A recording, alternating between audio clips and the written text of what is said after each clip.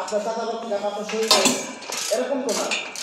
আমার কথা বুঝতে সরাসরি তো রক্ত ঠিক না, তারা হলো ডালপালা, বিভিন্ন ডালপালা মূল গাছ তো একটা না, গাছ থেকে মূল গাছ হতে হবে।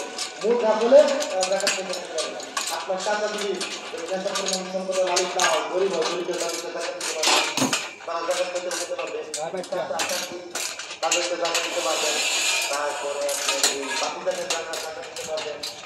তারপরে আপনার মামা, খালু, খালা, এদেরকে জায়গা দিতে পারবেন।